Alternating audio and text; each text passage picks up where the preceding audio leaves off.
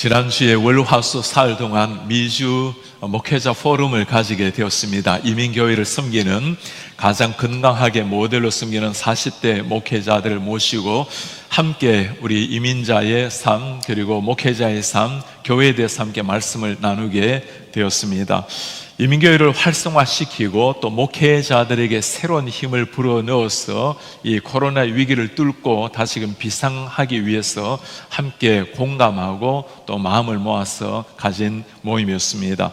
우리 교회가 이런 모임을 주도하게 된 데는 크게 두 가지의 배경이 있습니다. 한 가지는 모두가 지금은 기독교의 위기라는 이름을 미국에도 한국에도 많이 사용을 하고 있는 중입니다. 코로나를 지나가면서 이민교회도 수백 교회가 문을 닫았다는 소식이 들려오고 한국도 마찬가지입니다. 그리고 한국도 미국도 지금은 신학대학원에 목회자가 되겠다고 들어오는 숫자가 예전에 비하면 많이 떨어지고 있는 이런 현실을 맞이하고 있습니다. 기독교 역사에 한 번 교회가 약해지고 나면, 심지어 무너지고 나면 다시 일어나는 역사는 굉장히 드뭅니다. 이 위기 앞에서 우리가 주춤할 것이 아니라 오히려 위기를 뚫고 2000년 전 사도행전 역사를 이룬 것처럼, 그리고 한국교회의 일제치하의 위기를 뚫고 위대한 비상을 이룬 것처럼 정말 하나님께서 이 시대의 어둠을 뚫고 다시금 비상을 달라란 마음을 함께 모여서 기도를 하고 미래를 모색을 하게 되었습니다. 다른 하나의 배경은 우리 교회가 이제는 49전을 지나서 50주년을 향해 나아가는 스타트가 시작이 되었습니다. 지난 49년 동안 우리 교회가 참으로 아름답게 쓰임을 받아왔습니다. 20년 전 2002년에는 우리 교회를 두고 미국의 많은 교회 5만여 교회를 연구를 해서 위기를 뚫고 성장해가는 가장 좋은 13개 교회를 선정을 해서 브레이크아웃 처치라는 책으로 내었습니다. 그 중에 한 교회가 우리 교회였습니다. 한국말로는 좋은 교회에서 위대한 교회로라고 번역까지 되었습니다. 20년 전의 일이었습니다. 지난 20년 동안 또 하나님께서는 우리 교회를 참으로 귀하게 인도하셔서 어려움 속에서도 참 좋은 교회로 지금까지 인도를 해주셨습니다. 이런 교회를 주님께서 세워주신 데는 우리 안에서 머무는 것이 아니라 우리 담장을 넘어서 이 시대적 사명, 지역과 세계 열방을 향한 시대적 사명이 있기에 하나님께서 주신 축복이라고 우리가 믿고 있습니다. 늘 우리가 기도하는 제목이 있죠. 주님, 우리 교회 담장을, 울타리를 넘어서 이 지역을 섬기고 미주 전역 한인교회를 섬겨서 한인교회 가운데 위대한 부흥의 역사가 일어날 수 있도록 은혜를 주십시오. 그것을 위해서 우리 교회가 좋은 모판이 되기를 위해서 기도를 하고 있습니다. 또한 특별히 제가 개인적으로 이제 목회 10년을 맞이하게 되었습니다. 목회하기 전에는 10년 동안 대학에서 가르치고 이제는 10년 동안 목회를 하면서 하나님께서 한 번의 인생을 또 우리 교회를 통해서 무엇을 원하시는지, 우리 교회가 이민교회 3,000여 교회를 잘 섬겨서 하나님의 나라가 힘있게 일어나는 일에 우리 교회가 제가 쓰임을 받을 수 있다면 그것이야말로 정말 이 시대 가운데 하나님이 원하시는 길이고 우리 생애에 한 번 우리 삶을 던질 수 있는 가장 의미 있는 일이 아닌가 생각을 하게 되었습니다. 50주년을 바라보면서 이제는 중단 없는, 머물지 않고 다시금 나아가는 하나님의 교회, 이 말씀을 준비하면서 가장 많이 떠오른 사람이 사도 바울의 삶입니다. 오늘 기독교 역사를 위해서 한 시대 멋지게 자신의 삶을 불태웠던 한 사람, 그 로마 치하에 예수님을 믿는 것 때문에 수많은 위기와 핍박을 맞았던 사람, 그 죽음의 위기 속에서 예루살렘뿐만 아니라 로마까지 보아야 되리라고 자신의 삶을 불태웠던 사도 바울, 그가 남긴 심장 뛰는 고백이 오늘 우리가 읽은 말씀입니다. 내가 이미 얻었다 함도 아니요 온전히 이루었다 함도 아니요 오직 내가 그리스도 예수께 잡힌 바 된 그것을 잡으려고 달려가노라. 우리말 말씀을 보면 정말 심장 뛰는 고백이 하나 있어요. 오직 내가 세상 모든 것이 다 사라진다 하더라도 나는 그리스도께 잡힌 바 된 그것을 잡으려고 달려가노라. 무엇에 사로잡혀 있는가에 따라서 인생이 결정되기 마련입니다. 모든 사람들은 어딘가에 사로잡혀서 어딘가에 마음을 두고 달려가기 마련입니다. 중독에 대해서 다루는 흥미로운 책을 하나 읽게 되었습니다. 중독과 은혜라는 책입니다. 제럴드 메이라는 교수가 쓴 책인데 이 책에서 하는 말이 있습니다. 모든 사람은 어딘가에 중독이 되어 있다. 그러나 대부분 사람은 자신이 중독자라고 생각하지 않는다. 메이 박사는 이 말에서 이 중독이라는 걸 설명하기 위해서 어원을 따져봅니다. 본래 중독이라는 말이 영어로 addiction이라는 단어를 사용하죠. 이 단어가 본래 프렌치 아따시라는 단어에서 나온 표현입니다. 아따시라는 이 단어는 본래 어디에 사로잡혀 있는, 어디에 종속이 되어 있는 것을 두고 하는 표현입니다. 어딘가 사로잡혀 있는 인생. 사도 바울이 오늘 고백이 바로 그것입니다. 나는 예수 그리스도께 내 삶이 사로잡혀 있습니다.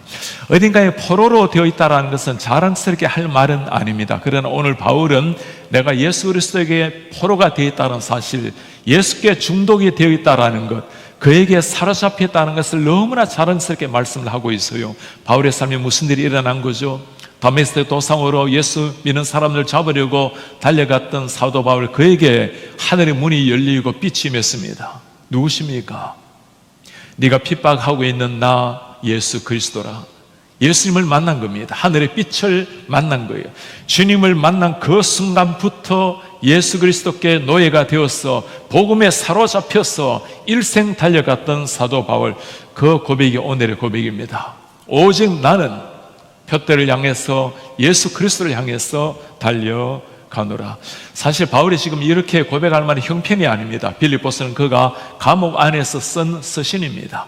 언제 죽을지 모르는 감옥 안에서도 자유를 노래하면서 사명을 향해 달려갔던 사도 바울. 여러분, 그 감옥 안에서, 처참한 로마 감옥 안에서 어둠 속에 있었던 그 사도 바울의 빛나는 눈빛을 한번 가만히 상상을 해보시기를 바랍니다.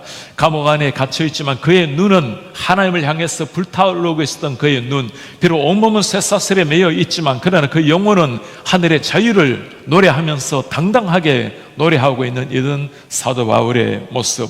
내일이 없는 인생이지만 희열을 느끼면서 하늘의 평화를 노래하고 있는 이 사람, 그가 사도 바울입니다. 왜 이렇게 나올 수 있죠? 세상에 그를 사로잡은 것이 아니라 그의 삶이 예수께 사로잡힌 인생, 예수의 포로된, 예수에 중독된 인생이기 때문입니다. 오늘 그 바울이 하는 고백이 하나 있습니다. 내가 이루었다 함도 아니요 온전히 이루었다 함도 아니라. 사실 바울은 모든 것을 다 이룬 사람입니다. 모두가 부러워하는 로마 시민권을 가진 사람이고, 사람을 잡아다가 살리기도 하고 죽이기도 할 수 있는 권력을 가진 사람, 율법 앞에서도 종교 앞에서도 완벽하게 살아갔던 한 사람, 많은 사람에게 사도 바울은 롤 모델이 될 만한 그 사람이었습니다. 모든 걸 다 이루었던 사도 바울이 아직까지 나는 아무것도 이룬 것이 아니라고. 왜 그렇습니까? 아직까지 그가 이루어야 될 진짜 사명이 남아 있었기 때문입니다. 주 예수께서 나에게 맡겨주신 그 사명, 생명의 복음을 전파하고 예수의 사랑을 전파하는 그 사명이 아직까지 나에게 남아 있기 때문에 내가 지금까지 한 모든 것을 다 잊어버리고 나는 달려가노라. 세상 모든 것을 뒤로 하고 사명을 향해서 마지막까지 불태웠던 바울, 무엇이 그로 하여금 그렇게 끝까지 달려가게 만든 비결일까요? 오늘 7절에 그렇게 말씀을 합니다. 무엇이든지 내게 유익하던 것을 내가 그리스도를 위하여 다 해로 여길 뿐더러, 또한 모든 것을 해로 여김은, 내가 해로 여긴다는 것을 두 번이나 강조를 하고 있어요. 왜 그렇습니까? 내 주 그리스도를 아는 지식이 가장 고상하기 때문에, 예수 그리스도를 아는 지식이 가장 고상하기에 the surpassing worth of knowing Jesus Christ, 그리스도를 알아가는 것만큼 가치로운 일이 내 인생에 없기 때문에 예수를 만난다고 우리가 세상 모든 것을 팽개칠 필요는 없죠. 하나님께서 우리에게 주신 그 자리에서 나에게 주신 그 탤런트를 사용해서 주님을 위해서 최선을 다하는 것이 일반적으로 하나님이 하시는 일입니다. 그런데 왜 바울은 이렇게까지 이야기를 하고 있을까요? 세상에 그 화려했던 모든 것들을 다 내려놓고 해로 여기고, 아니 배설물로 여기면서까지 그렇게 고백하는 이유가 무엇입니까? 포로가 되었기 때문에 그를 사로잡은 인생의 새로운 목적이 생겼기 때문인 겁니다. 이때 터져나오는 위대한 고백, 예수 그리스도를 아는 것이 가장 고상한 지식이라. 예수님을 더 깊이 알아가는 것, 주님과 더 깊이 교제하는 것과 어떤 것과도 비교할 수 없는 그 감격이 나에게 있기 때문에 여러분 한번 물어보시기 바랍니다. 이 주님을 알아가는 그 영광의 광채, 그 영광의 광채 그림자라도 보게 되면 인생이 바뀌는데 정말 내 인생에 이런 위대한 고백을 한 번이라도 해본 적이 있습니까? 예수 그리스도를 아는 것이 너무나 고상하기 때문에 내가 가진 모든 것들을 나는 배설물로 여기노라. 그냥 나올 수 있는 고백이 아니죠. 우리의 노력으로 나올 수 있는 고백이 아닙니다. 내 심장 속에 예수가 파고 들어왔을 때, 내 심장 속에 주님이 중심이 되었을 때, 그때 정말 흘러나오는 위대한 고백, 예수를 아는 것이 너무나 고상한 지식이기에 내가 세상의 모든 것을 해로 여깁니다. 최근 우리 교회에서는 해피커피 운동을 함께 하고 있습니다. 우리 손문성 선교사님께서 오셔서 커피를 정말 맛있게 타는 그 방법을 가르쳐 주고 있는 중입니다. 지난번에 봉회할 때 우리 교회 로비를 들어오면서 커피 향이 온 교회 가득하게 넘쳤을 때가 있었어요. 이 커피 향을 맡으면 사람들마다 도파민이라는 이런 호르몬이 발생을 해서 사람이 행복해진다고 해요. 그러니 예배하기 전에 행복하게 커피 한 잔 마시고 예배당에 들어오면 은혜 받을 준비가 되어 있으니 얼마나 감사한 일입니까? 제가 요즘 가지는 소소한 행복은 하루에 2-3잔 커피를 내려 마시는 일입니다. 제가 본래 이전에 커피를 마셨지만 그러나 커피의 맛을 몰랐던 사람입니다. 한 7년쯤 전에 우리 교회를 섬겼던 김현철 목사님이 이탈리아에서 선교사 하다가 오신 분 아닙니까? 한 번은 저에게 모든 커피에 대한 연장을 다 들고 와서 커피 한 잔을 내려주겠다고 사무실에 왔어요. 이거는 어제 볶은 콩입니다. 생콩을 싸서 볶은 거예요. 그리고 손으로 모래시계를 놓아두고 아주 정성을 다해서 커피를 갈았습니다. 그리고 물의 온도를 재고 물의 양을 재고 커피 양을 재고 그렇게 정성스럽게 커피를 물 한 잔 한 잔씩 드립을 했어요.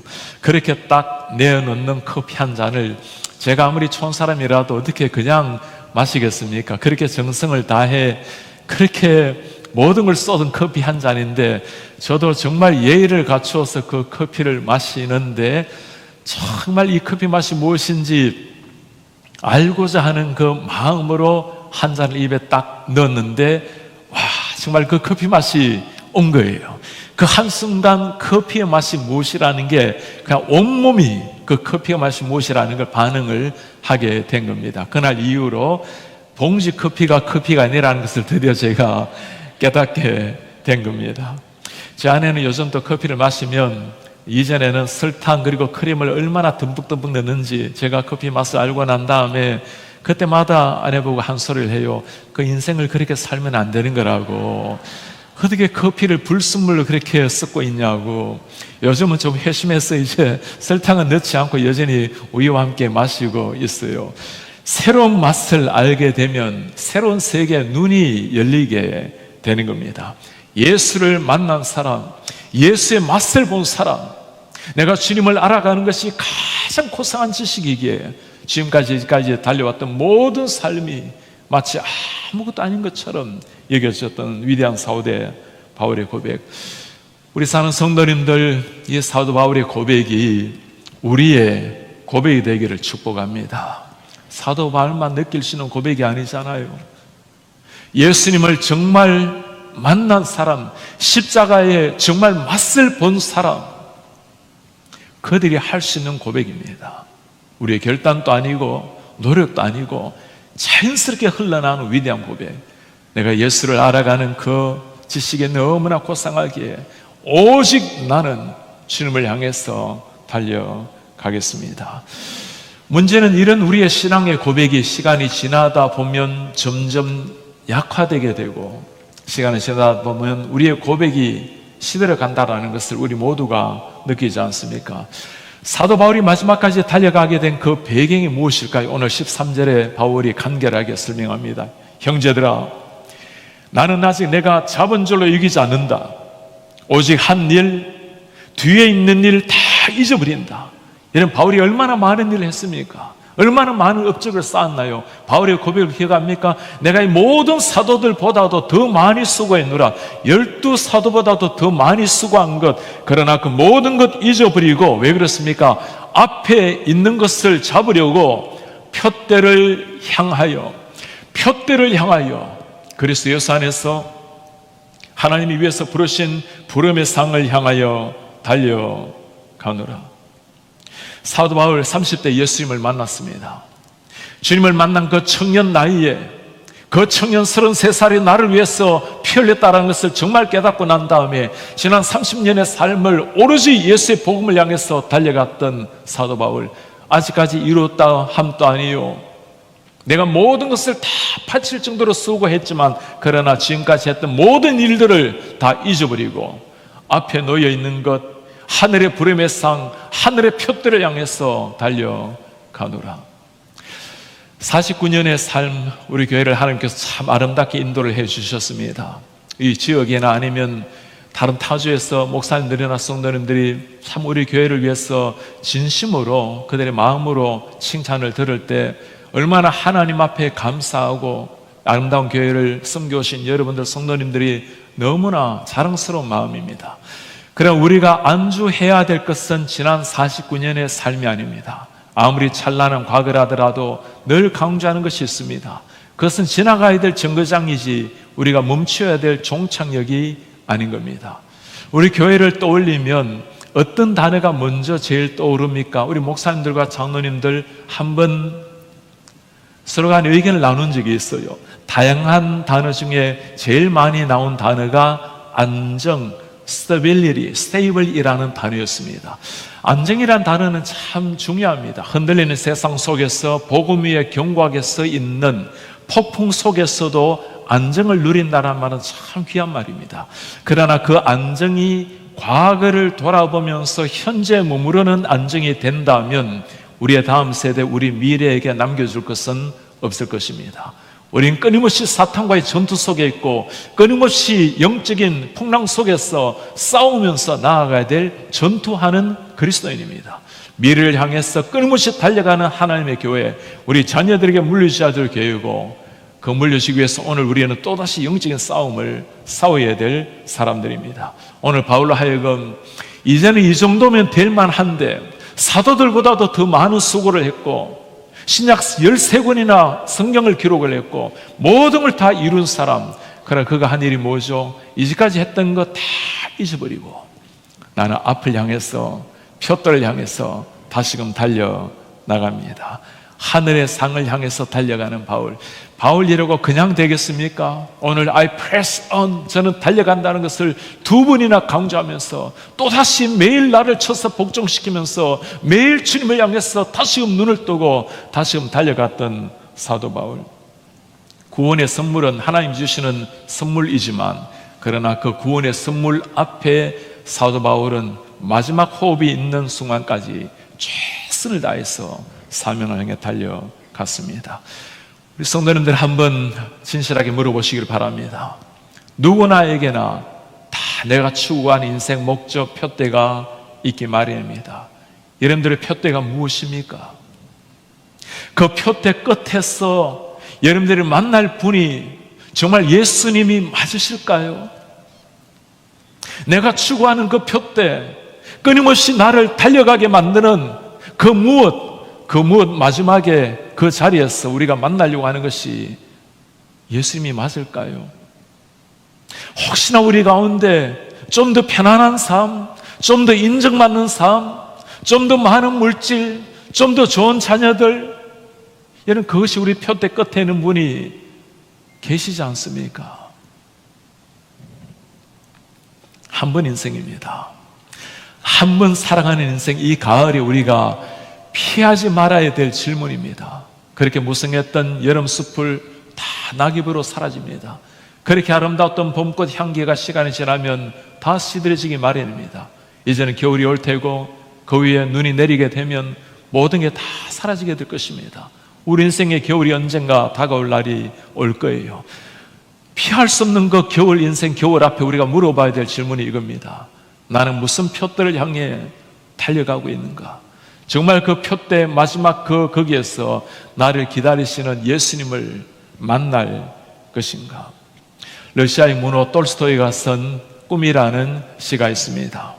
사람의 몸은 끊임없이 뛰던 심장이 멈출 때 죽지만 사람의 영혼은 빛을 바라던 꿈을 이룰 때 죽습니다. 하나님을 향해 달려가는 꿈이 있는 인생, 우리뿐만 아니라 이 지역의 교회가 우리로 말미암아 새로워지고 한인사회 가운데 교회로 말미암아 예수님을 믿는 생명 탄생의 비율이 높아져가고 이 지역을 넘어서 미주 전역에 3,000개가 넘는 많은 교회가 이 어려움을 뚫고 한 목사님이라도 한 교회라도 우리로 말미암아 힘을 얻고 일어날 수 있다면 그것이야말로 우리가 주님을 감동시키는 영광스러운 가치 있는 삶이 아니겠습니까? 어제 토요일에 우리 교회에서 저녁에 AA 프로그램을 가졌습니다. 수백 명의 많은 사람들이 자리에 모였어요. 이분들이 다 어떤 분들입니까? 모두가 다 이전에 알코올 중독자였다가 이제는 회복을 하고 있는 중 그 회복을 거친 사람들입니다. 제가 그분들을 보면서 정말 놀라웠습니다. 한 분은 56년 동안 금주했다고 정말 온 사람들이 칭송하고 환호하는 것을 보았어요. 그런가 하면 이제 계속 그 아픔 속에 살다가 하루 금주를 하고 금주 첫날을 셀러브레이트 하기 위해서 온 사람도 있었습니다. 정말 놀라웠던 것은 자신의 금주를 시작했던 그 날을 다 기억을 하고 있어요. 더 놀라웠던 것은 오늘이 금주한 지 며칠째, 몇 년, 몇 월, 며칠째라는 것을 다들 기억하고 있어요. 한 성도님께서 저에게 메시지를 보내왔습니다. 알코올에서 극복했던 날짜가 2009년 5월 7일입니다. 2009년 5월 17일. 그리고 어제가 13년째, 5개월째, 26일째였습니다. 제가 이 사진을 보는 순간 정말 전율이 일어났어요. 제 생애 1981년 8월 20일 토요일 오후 제 생애 처음으로 교회에 발을 디뎠던 그날입니다. 하나님께서 하나님을 모르고 어둠 속에 살아갔던 한 사람을 불러내어서 교회에 첫 발을 디디게 했던 그 영광스러운 순간, 오랜 세월 그 8월 20일 토요일 그 오후를 생각할 때마다 제 속에서 흘러넘치는 그 눈물과 감격을 뭘로 표현을 하겠습니까? 여러분들도 다 그런 날을 가지고 있지 않습니까? 기억을 정확하게 하든 희미하게 하든 언젠가 주님이 나를 부르셨고 교회의 첫 발을 디뎠고 예수님을 나의 입술로 내 마음으로 내 주님이라고 고백했던 그 날을 여러분 흔적을 가지고 있지 않습니까? 오늘 한번 물어보시기 바랍니다. 내가 지금 그 감격을 여전히 가지고 살아가고 있는가? 우리 예수께서 이 땅에 오셔서 그 젊은이가 나를 위해서 십자가에 피 흘렸다는 사실을 깨닫는 순간 도저히 일어날 수 없는 이 기적 같은 일이 내 인생에 일어났는데 100년을 살다가 다 죽을 인생인데 영원한 생명을 주셨다는 그 말 앞에 믿겨지지 않은 그 사실 앞에 내가 어떻게 감히 이 선물을 받을 수 있냐고 땅 위에 살아가지만 모두가 결국에는 겨울 앞에 허무감과 죽음으로 끝나는 이 삶에 찬란하게 빛나는 의미를 내 속에 심어주신 그 예수 그리스도, 한날을 살아도 의미 있게 살도록 만들어주신 주님, 33살 살았다면 이제는 주님만큼 살았으니 34살 때 죽어도 감사하고 35살에 죽어도 너무너무 감격스러운 이 삶을 여러분 기억하고 있지 않습니까? 그 감격도 여전히 지금 간직을 하고 있습니까? 그 감격이 희미해졌다면 우린 다시 한번 주님 앞에 깊이 나아가셔야 됩니다. 그럼 물어보셔야 돼요. 나는 무슨 표대를 향해서 지금 달려가고 있는가? 내 인생에 정말 나를 사로잡고 있는 것이 무엇인가? 그리고 그 사로잡힌 그것을 향해서 달려가는 그 끝에서 내가 정말 예수를 만날 수가 있을 것인가? 50주년을 향해 나아가는 교회입니다. 어떤 교회가 되기를 원하십니까? 어떤 교회라는 것은 어떤 성도가 되는가에 달려있는 겁니다. 어떤 성도가 되는가는 내가 무엇에 사로잡혀 사는가에 그게 내 인생의 결정이 되는 겁니다. 엘리우드 킵초케라는 마라토너를 여러분 혹시 이름 들어보셨나요? 원래 38살입니다.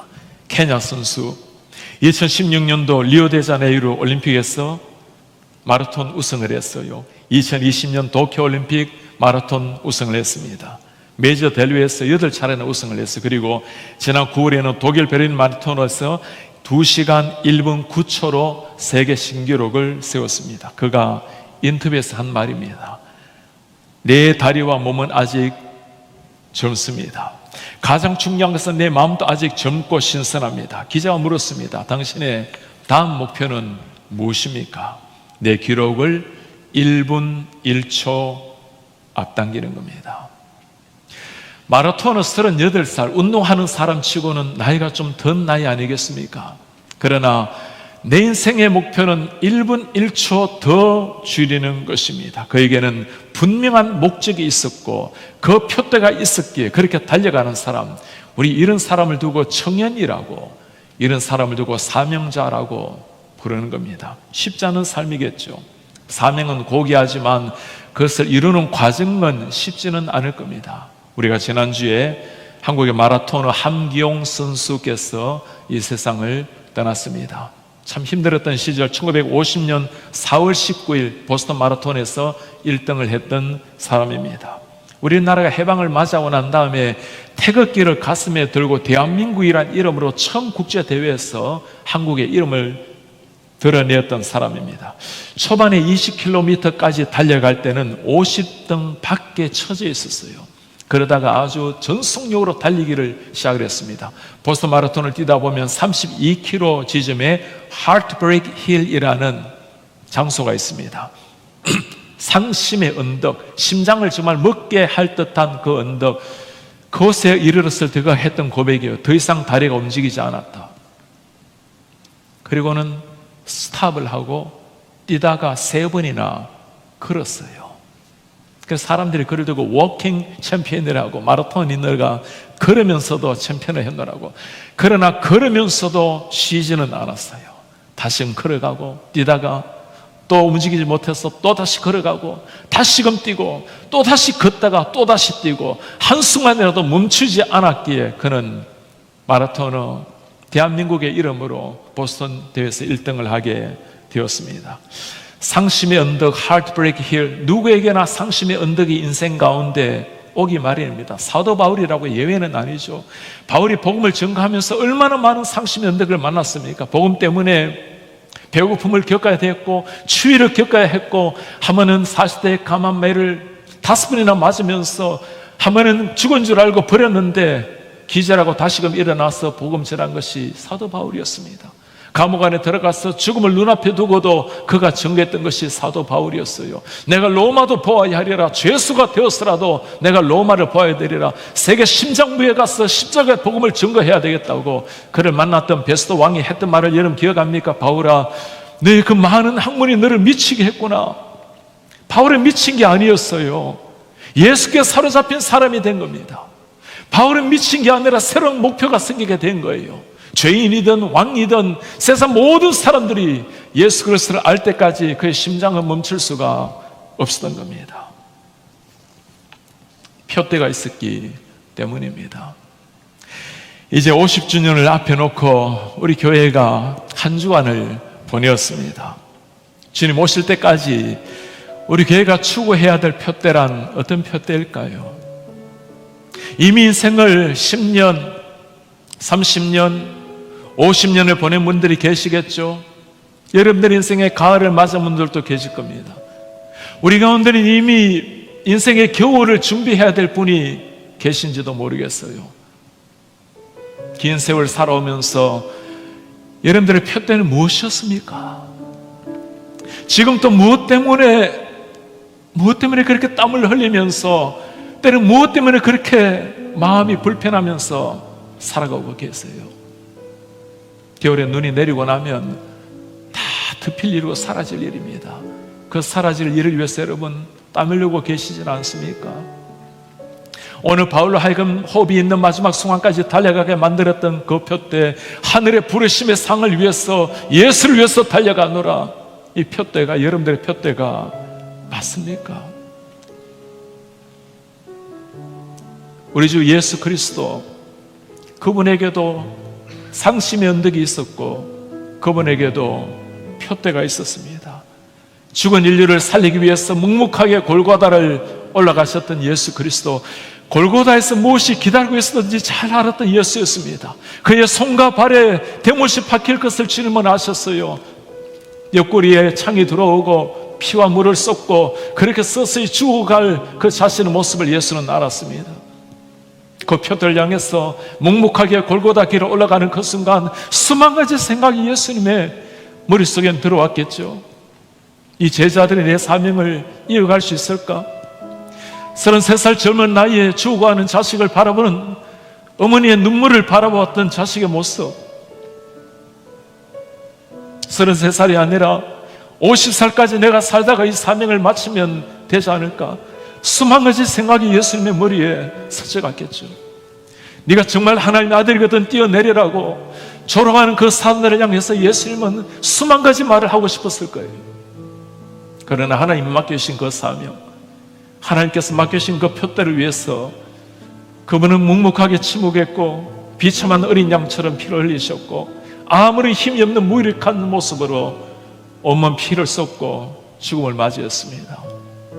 그리고 주님 앞에 내가 주님께서 나에게 맡겨주신 사명을 다 이루었노라고 그 한마디 남기고 이 땅을 떠나신 분이 우리 주님이셨어요. 이 주님을 따라가는 분이 우리 한 사람 한 사람입니다. 언젠가 우리도 주님처럼 그 표대를 향해서 달려가다가 우리 호흡을 다 마치는 날, 우리의 겨울, 우리 인생 겨울을 다 지나는 날, 그 주님을 만날 날이 올 것입니다. 우리를 위해서 피와 눈물을 다 쏟으신 그 주님을 만나는 순간, 주님을 위해서 흘린 눈물 한 방울없이 주님을 만난다면, 나를 위해서 33살의 젊은이가 생명을 주셨는데 주님을 위해서, 복음을 위해서, 주님의 사명을 위해서 피 한 방울 흘린 흔적 없이 주님을 만난다면, 여러분, 그렇게 주님을 만나면 안 되는 거예요. 그렇게 살다가 주님 앞에 서면 안 되는 거예요.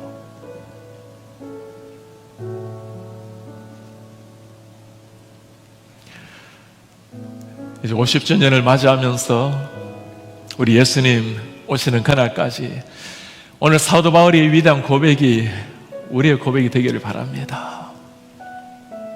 사도 바울을 만났을 그 주님을 한번 그려보세요.